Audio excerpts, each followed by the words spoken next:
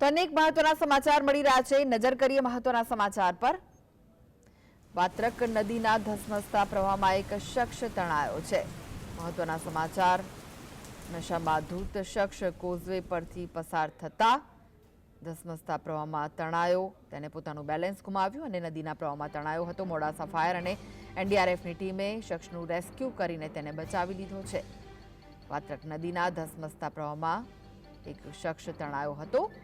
જોકે સદનસીબે તે બચી ગયો છે। તેને બચાવી લેવામાં આવે છે। નશામાં ધૂત હતો આ શખ્સ, જે કોઝવે પરથી પસાર થઈ રહ્યો હતો અને બેલેન્સ ગુમાવતા તે નદીના ધસમસતા પ્રવાહમાં તણાયો। મોડાસા ફાયર અને એનડીઆરએફની ટીમે આ શખ્સનું રેસ્ક્યુ કરીને તેને બચાવી લીધો છે।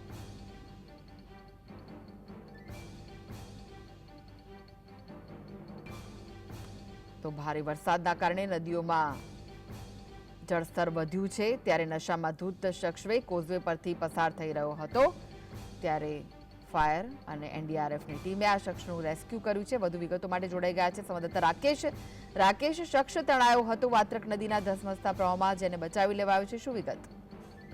જી કૃષ્ણ, ચોક્કસ જણાવી દઉં કે વાત્રક નદીના ધસમસતા પ્રવાહના અંદર એક શખ્સ બહારના અલાણા નજીક વાત્રક નદીના કોઝવે પર વધુ પાણી પસાર થઈ રહ્યું હતું ત્યારે ધૂત કોઝવે પરથી પસાર થતો તે તણાયો હતો। ત્યારે બીજા શખ્સને બચાવવા માટે ગયેલી મોડાસા ફાયર ટીમે તેને તાત્કાલિક પાણીના અંદર જઈને એને રેસ્ક્યુ કરીને બચાવી લેવાયો છે અને આસપાસના વિસ્તાર અંદર જે પાણી હતું, પાણીનો પ્રવાહ વધારે હતો, એના કારણે નજીકથી જ એને બહાર કરાવ્યો છે।